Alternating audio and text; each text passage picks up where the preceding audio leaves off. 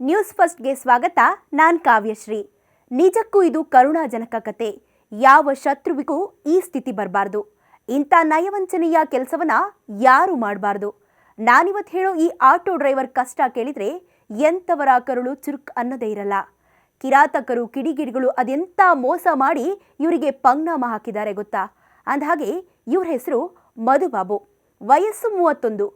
ಗುಂಟೂರಿನಲ್ಲಿ auto driver ಆಗಿ ಕೆಲಸ ಮಾಡ್ಕೊಂಡಿದ್ರು. ತಾನಾಯಿತು ತನ್ನ ಆಟೋ ಆಯಿತು ಅಂತ ಇದ್ದವರಿಗೆ ಹಣಕಾಸಿನ ಸಮಸ್ಯೆ ಎದುರಾಗಿತ್ತು. ಇದರ ಮಧ್ಯೆ ಸಾಲದ ಹೊರೆ ಬೇರೆ ಇತ್ತು.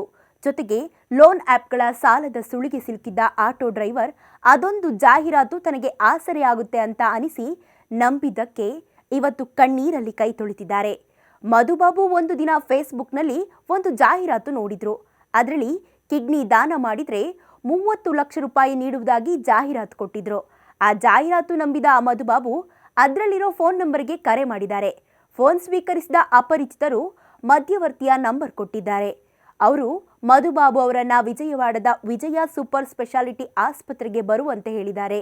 ಅಲ್ಲಿ ಕಿಡ್ನಿ ಶಸ್ತ್ರಚಿಕಿತ್ಸೆ ಮಾಡಲಾಗಿದೆ. ಎಡಗಡೆಯ ಕಿಡ್ನಿ ತೆಗೆದುಕೊಳ್ತೇವೆ ಎಂದವರು ಆಪರೇಷನ್ ಥಿಯೇಟರ್ನಲ್ಲಿ ಬಲಗಡೆಯ ಕಿಡ್ನಿ ಎಗರಿಸ್ಬಿಟ್ಟಿದ್ದಾರೆ. ಆದರೆ ಮಧುಬಾಬುಗೆ ಅವರು ಹೇಳಿದಂತೆ 30 ಲಕ್ಷ ರೂಪಾಯಿ ಹಣವನ್ನು ಕೊಟ್ಟಿಲ್ಲ.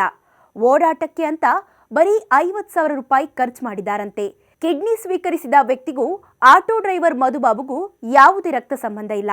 ಆದರೂ ಆತ ರಕ್ತ ಸಂಬಂಧ ಇರುವಂತೆ ದಾಖಲೆ ಸೃಷ್ಟಿಸಿ ಕಿಡ್ನಿ ಪಡೆದಿದ್ದಾನೆ ಎಂದು ಮಧುಬಾಬು ಆರೋಪಿಸುತ್ತಿದ್ದಾರೆ. ಕಿಡ್ನಿ ಪಡೆದ ಬಳಿಕ ಭರವಸೆ ನೀಡಿದಂತೆ 30 ಲಕ್ಷ ರೂಪಾಯಿ ನೀಡಲಿಲ್ಲ ಎಂದು ಮಧುಬಾಬು ತಮ್ಮ ಅಳಲು ತೋಡ್ಕೊಳ್ತಿದ್ದಾರೆ. ಪೊಲೀಸರು ಇಂಥ ನಯವಂಚಕರನ್ನ ಹಿಡಿದು ತಕ್ಕ ಶಿಕ್ಷೆ ಕೊಡಿಸಬೇಕು. ಮಧುಗೆ ನ್ಯಾಯ ಕೊಡಿಸಬೇಕಿದೆ. ಅದೇನೇ ಇರಲಿ, ವಾಟ್ಸಪ್, ಫೇಸ್ಬುಕ್, ಇನ್ಸ್ಟಾದಲ್ಲಿನ ಜಾಹೀರಾತು ನೋಡಿ ನಂಬೋಕೆ ಮಾತ್ರ ಹೋಗಬೇಡಿ.